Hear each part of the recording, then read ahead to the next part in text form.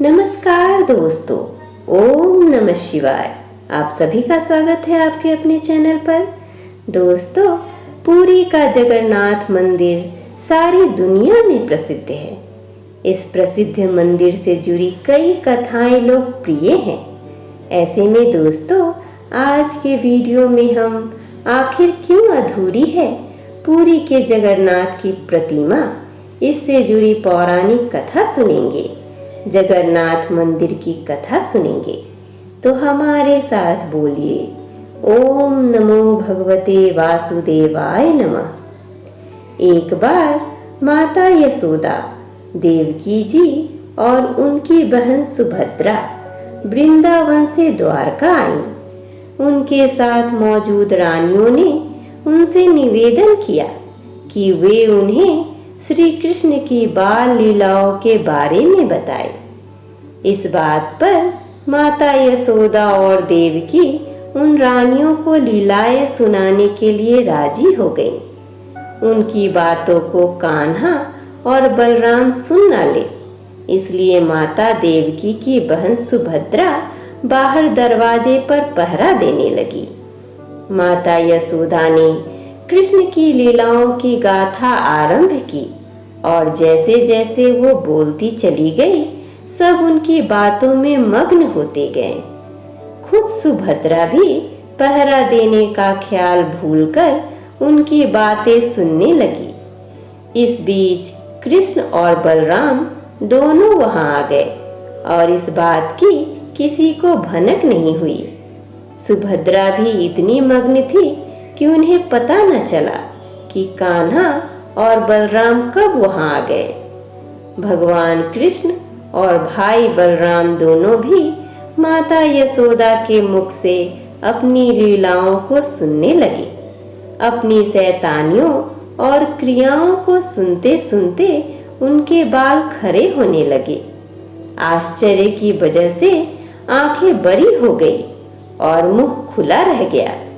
वहीं खुद सुभद्रा भी इतनी मंत्रमुग्ध हो गई कि प्रेम भाव में पिघलने लगी। यही कारण है कि जगन्नाथ मंदिर में उनका कद सबसे छोटा है। सभी कृष्ण जी की लीलाओं को सुन रहे थे कि इसी बीच वहां नारद मुनि आ गए। नारद जी सबके हाव भाव देखने लगे ही थे कि सबको एहसास हुआ कि कोई आ गया है। इस वजह से कृष्ण लीला का पाठ वहीं रुक गया। नारद जी ने कृष्ण जी से उस मन को मोह लेने वाले अवतार को देखने को कहा कि वाह प्रभु, आप कितने सुंदर लग रहे हैं। आप इस रूप में अवतार कब लेंगे? उस वक्त कृष्ण जी ने कहा कि वह कलयुग में ऐसा अवतार लेंगे। वादे के अनुसार कलयुग में श्री कृष्ण ने राजा इंद्रधुम्न के सपने में आए और उनसे कहा कि वह पुरी के दरिया किनारे एक पेड़ के तने में उनका विग्रह बनवाए और बाद में उन्हें मंदिर में स्थापित करा दे। श्री कृष्ण के आदेशानुसार राजा ने इस काम के लिए काबिल बढ़ई की तलाश शुरू कर दी। कुछ दिनों में एक बूढ़ा ब्राह्मण उन्हें मिला और इस विग्रह को बनाने की इच्छा जाहिर की। लेकिन इस ब्राह्मण ने राजा के सामने एक शर्त रखी कि वह इस विग्रह को बंद कमरे में ही बनाएगा और उनके काम करते समय कोई भी कमरे का दरवाजा नहीं खोलेगा, नहीं तो वह काम अधूरा छोड़कर चला जाएगा।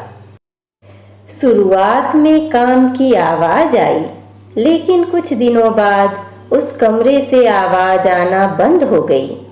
राजा सोच में पड़ गया कि वह दरवाजा खोलकर एक बार देखे या नहीं, कहीं उस बूढ़े ब्राह्मण को कुछ हो न गया हो।